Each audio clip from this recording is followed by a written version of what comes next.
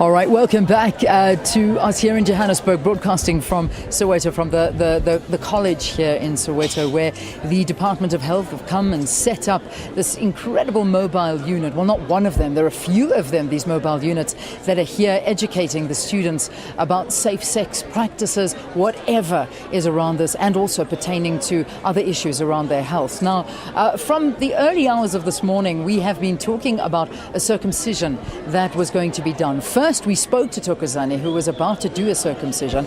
Then we spoke to the minister, Dr. Motsoaledi, and he was the man who was going to do the circumcision, and now it's done, and you're both here. How did it go? I suppose I'm not going to ask you, Dr. Motsoaledi. I'm rather going to ask a patient how he's feeling. How did it go, and how do you feel now? Within 15 minutes, the process took place, and I'm feeling better. No pain at all. Really? Yes. So you're feeling fine, and it took 15 minutes to do? Yes, 15 minutes at max. Yeah. Yes. Because I'm a fast surgeon, Leanne. Yeah. Very fast. I'm not slow. Yeah. You don't waste time. You get straight into it, and that's it. It's Well, done. I used to love surgery generally. Yeah. Yes. Yeah. So you're explaining to me. So how it works is obviously you're given a local anesthetic, because I mean otherwise it would be exceptionally painful, then the procedure takes place. No, the aim of this procedure is not to torture anybody. So we definitely put them under local anesthetic. We don't put them to sleep, but we put anesthetic around the area where we're going to do the procedure. We do what we call a rim block, because they must be totally pain-free. Yeah. Yes, otherwise it will be torture and there's no point. Yeah, absolutely. And then from there onwards, were you nervous at any time? Was there anything going through your mind that you were thinking, I shouldn't be doing this, this is not the right thing? Or the whole time were you thinking, it's actually quite comfortable, I'm not feeling anything, nothing odd at this point? Before the process took place, I felt like giving up. I was like, can we stop? Can I go home? Yeah, but I'll undergo the process, and I feel proud of myself, and I can say to anyone else, come do it. It's a good thing to do. I would imagine those are normal emotions. I mean, we go through that all the time. Believe me, when I was about to give birth, I also thought, I'm going to keep it in rather. I'd rather keep it in, but you can't. So you get those nerves. So I would imagine it's a procedure. Yes, we say anxiety of the unknown. That's why we need to reassure people. Even me, I'm a doctor. If I have to get into theater, I'll definitely get nervous and anxious. Even though I've operated on many people, it's a normal human emotion. Yeah. But once the procedure started, he relaxed, of course. Yeah. And it was all was fine. As you can see, he's very happy now. He seems absolutely fine. And what you were telling me, I mean, my question to you was, do you prescribe painkillers thereafter? And you're saying, no, you don't need the painkillers. No, not at all. Nothing. I also did the circumcision many years ago in hospital, and no painkillers were ever prescribed. I don't ever remember ever needing them, and after being a doctor doing a lot of circumcision, I never had to prescribe painkillers for anybody. Yeah. Yes, no, it's not necessary at all. Yeah. Well, listen, I again thank you for being the first of the day. I believe a record is 52 or 53 in one day at a college, and I hope that we're going to set a record here today. You go and spread the word, and I think just by being here and being so strong, you might convince others to do it. Yes, I also hope that we set the record today. I'm encouraging other fellow students, let's go undergo this process. Yeah, indeed. All right, thank you very much for talking to us. Well done, well done. Minister, before we wrap up the interview, there's a couple of issues we just need to address, and I think one of them is the lawsuits that are currently pending against a couple of the doctors at the department. Can we address those and talk about these lawsuits? Well, as you know, we've had a summit for 2 days this week. The lawsuits are happening in the whole health sector across, in both public and private. That means whether you are working in the private sector for yourself or whether you are working for government, the lawsuits are piling up. And because they are targeting specific specialties, it's not every doctor who has to spend sleepless nights on this. It's specifically doctors who practice in 4 specialties who are being targeted mercilessly and consistently. Firstly, it is the obstetricians and gynecologists, those who deal with pregnancy and childbirth specifically. Secondly, it's neurosurgeons, those who deal with brain surgery and spinal cord surgery. Thirdly, it's neonatologists, those who deal with the first 28 days of life, of a human life. Your first 28 days on earth. Those are neonatologists. Lastly, it's orthopedic surgeons, those who deal with bone surgery. Why are they choosing specifically this?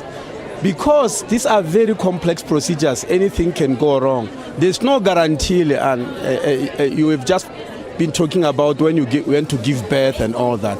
Anything could have happened. There's no guarantee that if you give birth, everything will be 100%. In the public sector, we deliver 1 million babies every year.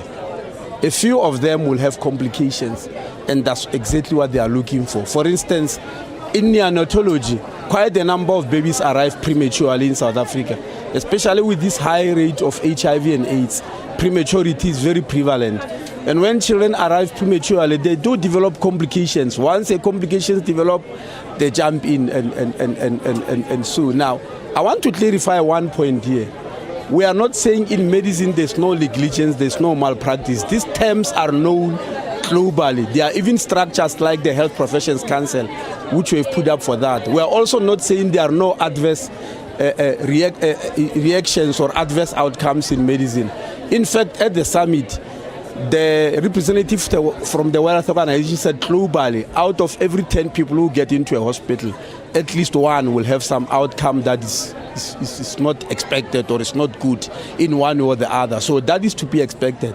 So what is the issue here in South Africa? The issue here is the litigation is far outside the normal trends that are known.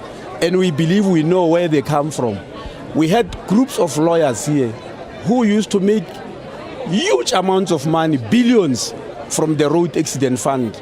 Now they have bankrupted it. The road accident fund that was established to help victims of motor vehicle accidents on the road, people who come out disabled on wheelchairs, they have to be paid for their livelihood, for their treatment, for their rehabilitation. But we had lawyers bankrupting that. Everybody in South Africa knows that it has been bankrupted. The road accident fund was forced to change procedures, to change laws, to be watchful, and no longer to pay huge amounts of money. So you are aware that when they did that, doctors went up to the Constitutional Court to stop them. Lawyers went to the Constitutional Court to stop them, and they lost the case.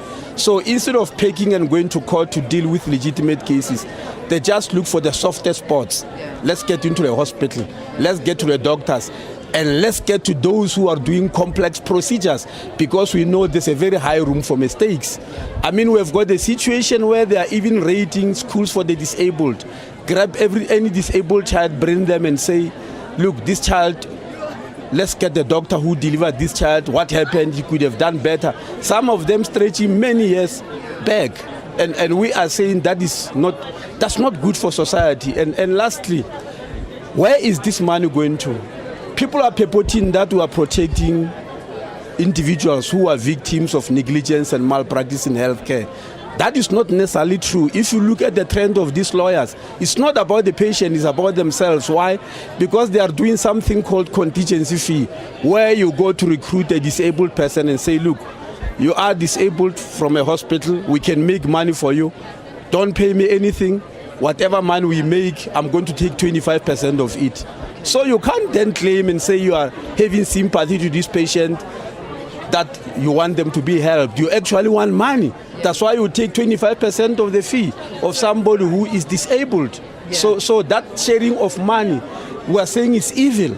It shouldn't be happening, because it gives a perverse incentives for people to keep on looking for those who have been unfortunate and have had some complications within the healthcare system. All right, Minister. I've just performed a circumcision on this gentleman. Yeah. I'm a human being. I could do one small mistake when I do it. Fortunately, it's not very common. Then they say, yes, we come for you, and we'll take 25% of that money. So it's not about him.